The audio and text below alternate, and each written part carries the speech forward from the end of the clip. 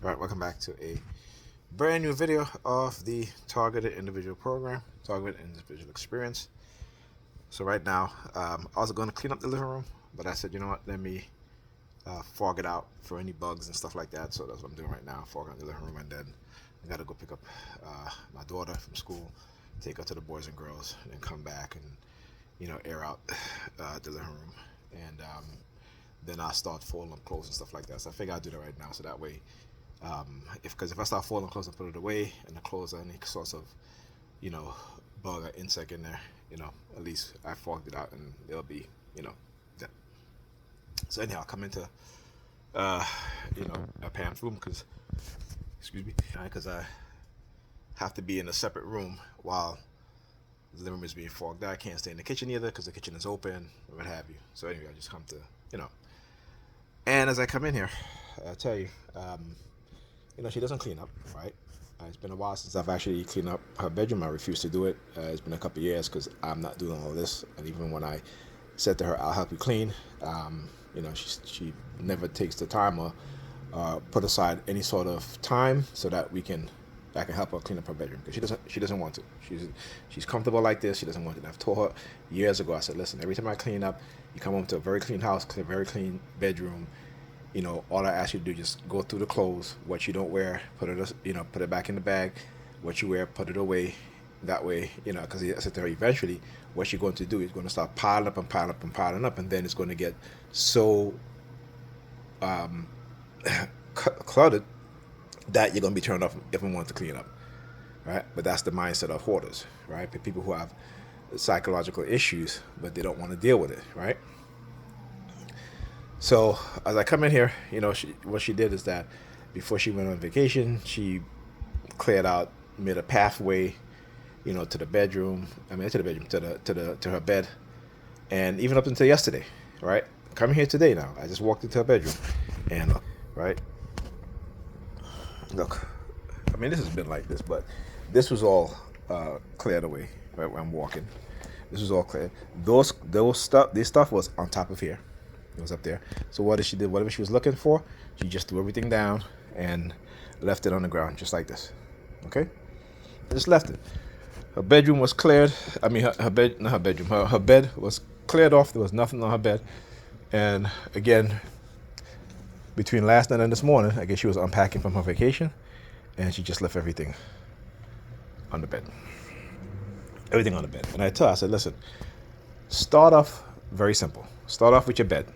Every single day before you leave to go to work, make sure your bed is clean. That way, when you come home, you're not having to pick up stuff, move stuff, and everything like that. Get into that habit. But, she don't listen, and I can't give her any good advice, because she rather take the advice of the people who will supply her with her daily narcissistic supply, right? The people who don't really know how she's living, the people who don't really understand her mindset, or know her mindset and how toxic it is when it comes to certain things.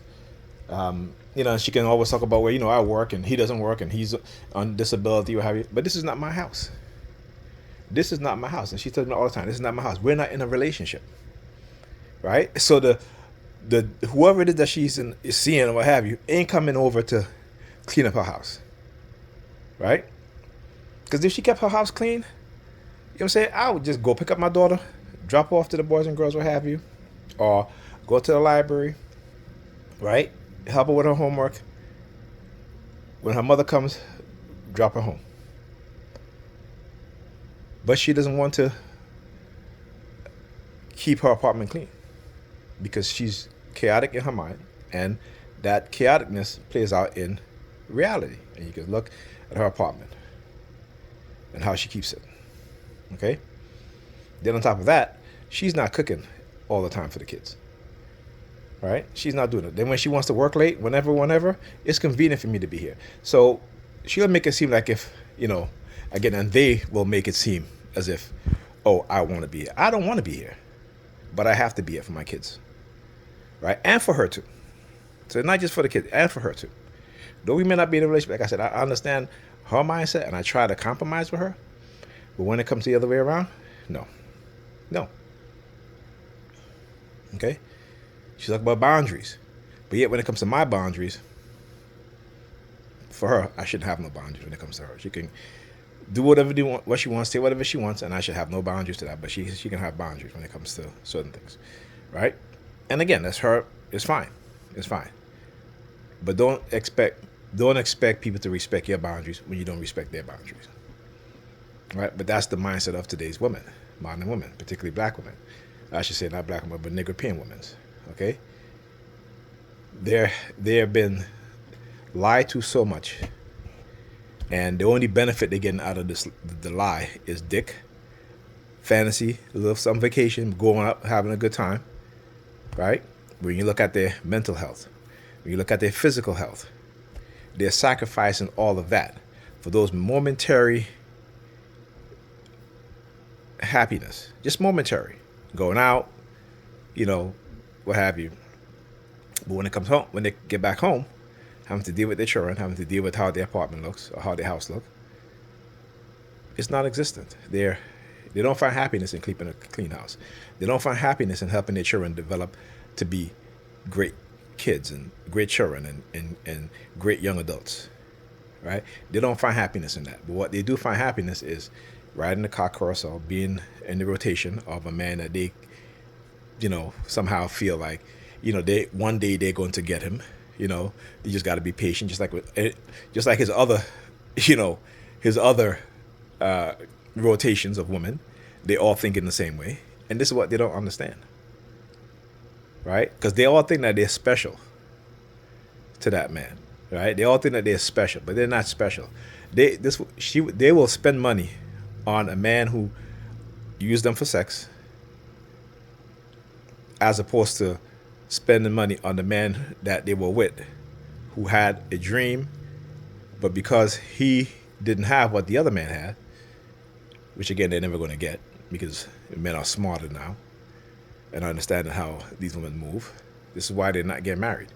This is why they'll talk about when they get on social media and talk about, I have options. Yeah, you have options. You have options, okay? You do. But those options are not taking you seriously. Those options are not in a long-term relationship with you or a committed relationship with you. So when they say they have options, it's like they don't think, right? They're thinking because they can date here and sleep with whoever, that's option. For a woman, that is option. But guess what? For the type of man that you claim that you want, they're not going to deal with you. Particularly because you're not the type of woman that they want. And you don't want to be the type of woman that they want. You don't want to be the type of woman that a mother that your children needs. You don't want to be the type of woman that your friend needs. Right? Because you lie to each other. Because y'all have been conditioned to believe in the lie. And to supply each other with narcissistic supply. So the gender war, unless you understand the gender war, what is being done to women, what is being done to men, and men have wised up, the men have gotten a lot smarter, right? It's the women who will continue to degrade in mindset. It is the women who will continue to, even though they have a job and they're in the workplace and making their own money, who fail to understand that what the U.S. government is doing, the CIA, the military, corporations, all working together to manipulate the minds of women so that they become high value consumers, right? High value consumers. They give a high value target. They are of high value target, except they have high value consumers, meaning that they're being conditioned with a insatiable appetite for consumerism, particularly when it comes to fashion, particularly when it comes to traveling, right? Sex toys market, right? The biggest consumers when it comes to the sex toy market are women. And that's a multi-billion-dollar industry. The biggest consumers when it comes to fashion are women. Another multi-billion-dollar industry. When it comes to personal hygiene product, women. Another billion-dollar consumer industry. When it comes to healthcare, makeup, women, biggest consumers, right? American women, as on a whole, is a almost $20 trillion economy in consumerism and as women as consumers. Okay? That's a lot of money.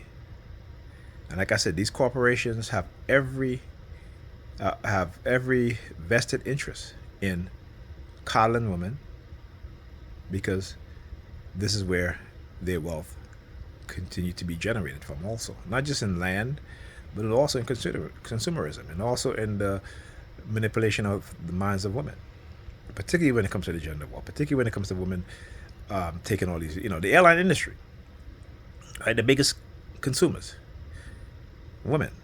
In every consumer category, women are the biggest. In almost every consumer category, women are the biggest consumers, except for when it comes to electronics like receivers, speakers, computers, which men tend to be the biggest consumers. But when it comes to everything else, it is women. Right? And this is what women should have to understand. How feminism has been a weaponized agenda used by corporate America, used by the CIA, the military. Right? Because again, a lot of these companies, when you look at their chief technical officers, when you look at those who are involved in the security, I should say the digital security of these companies, a lot of their employees come from the military and particularly the security agencies, right? So, something for you all to think about. Talk to you guys in the next video.